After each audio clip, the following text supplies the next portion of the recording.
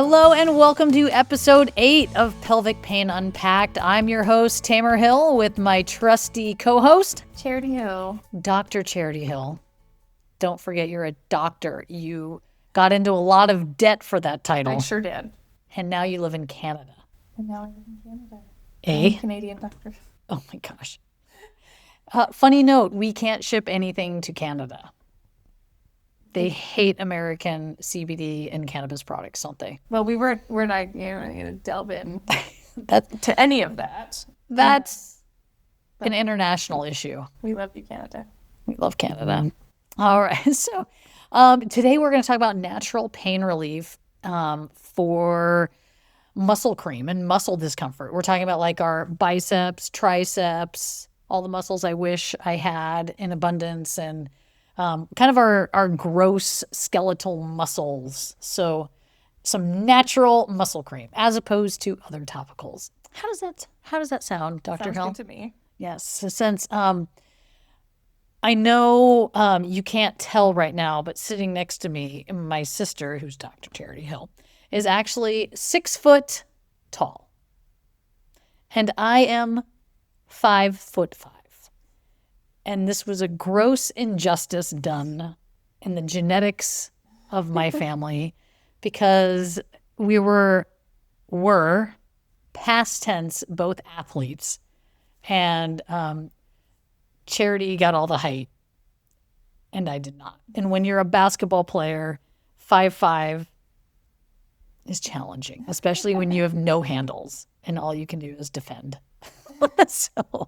But Dr. Charity Hill is a Division I volleyball player, former volleyball player, and her claim to athletic fame is that her team, the Temple Owls, hoot hoot. Is that your chance? Do you guys go hoot hoot? Thank you. We do not. Hazel! Witch Hazel! Oh, witch hazel. Witch Hazel. Witch Hazel would not be along with Icy Hot and all of those, but I mean, it can kind of distract you for a bit. yeah, I find it's pretty low helpful, but that's okay. It's something that's used. And so when I was in med school, a doctor told me this is why this worked. And what I noticed they were doing is they were a pediatrician. And what they do is they pinch or tap the skin somewhere else of where they were giving a vaccine. And it would essentially distract the child and they wouldn't cry when they were getting this vaccine. I was like, what are you doing? And that's really cool. And they were like, oh, I'm utilizing the gate control theory of pain. So Gate control theory of pain. gate control. This sounds very technical because I had actually never heard of this before. It does. And we all do it without noticing. And so This is the distraction technique. it's distraction. So what you may notice you do when something hurts is you may squeeze around it. Like when you're injured, or you may, pinch it, or like if something's itching you, you may slap it. And so there's different techniques we kind of do already, or if a muscle's cramping, you kind of massage it. So what the whole theory is that there's a place in your spinal cord, essentially everything you feel in your whole body is constantly sending signals up to your brain, and your brain's like, hold it, I can only handle one thing at once, right? Like, Can only process. It's a good processor, yeah. but it can only It only process wants so much. to really like consciously process one thing at a time. So pain signals go through smaller diameter nerve fibers in the spinal cord. They are also slower because they're smaller. It's basically like if you imagine like a one road country lane compared to like an expressway with 10 lanes. So pain signals, small, country, slow lane. Other sensation, non-painful sensation tends to be faster and bigger fibers. Obviously, the pain receptors, which are called nociceptors, right? Thermoreceptors are that. And then, oh my gosh, I'm so mad at myself. It's been a while since I taught, but there's other receptors out there as well.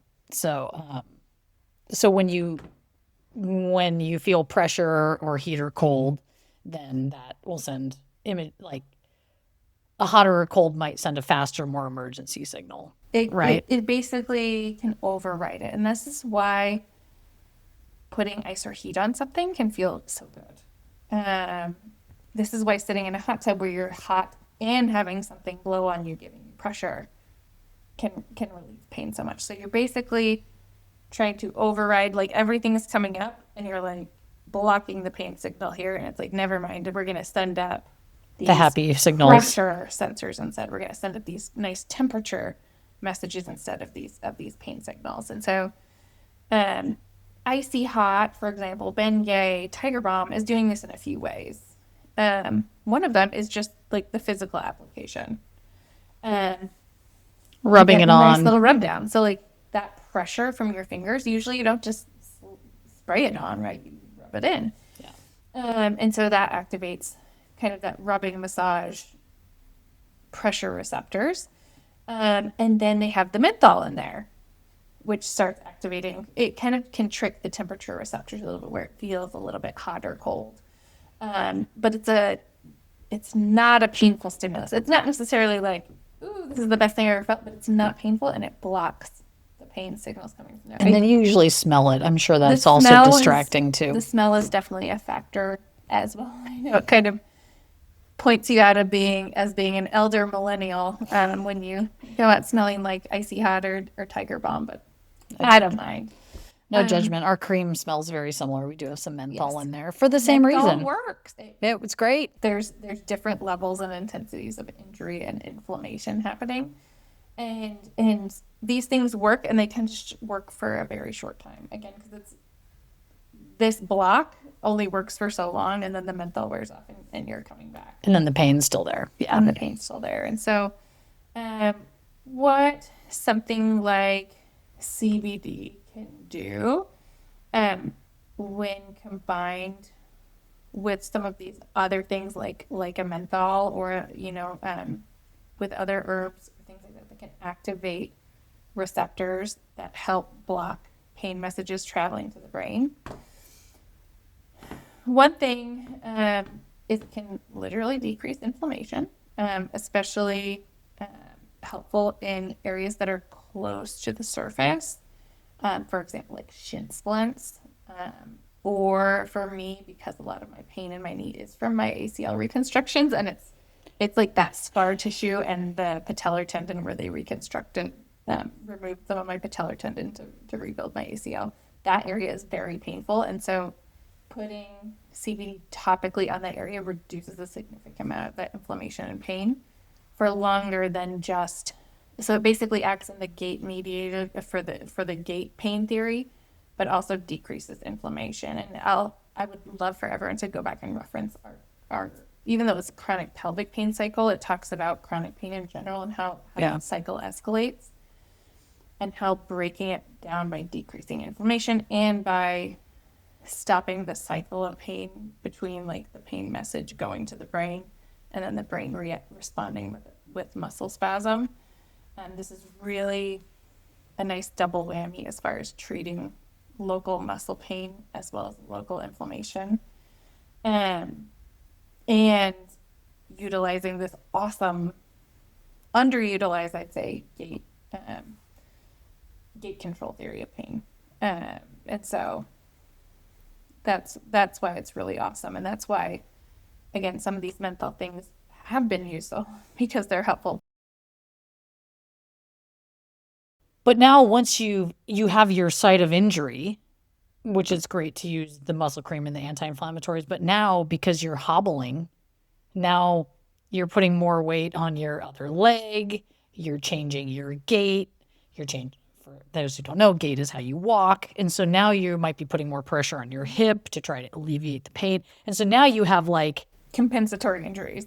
Exactly, which is horrible. It's you're overusing or abusing. And I see a lot of people who are walking in the boot, for a long time because they tore their Achilles, and now their IT band on the other side is all acting up, or their back is, SI joints are all thrown out. And I really tell people to try to stay on top of it with the muscle creams, again, because sometimes the sooner you act on things, the more likely they're going to be something that just does blow over.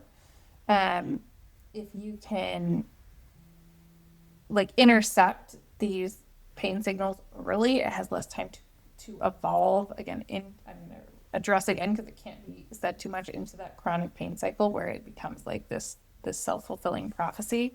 If you can interfere quickly with these small aches and pains that just pop up, it's an ounce of prevention is worth a pound of cure. And so I was like, I keep this stuff on me all the time because it's Our mom is a massive fan. Like, anytime anyone comes over, she'll ask them, "Are you in any pain?" And she like offers them my muscle cream. It's like most people get offered a beverage, like, "Hey, do you want some ice water? Would you like a soda?" No, she's like, "Would you like some muscle cream?" It like, reminds me of the dad in the big factory wedding with the car with a Windex. Yeah, that's our mom with our muscle like, cream. muscle cream.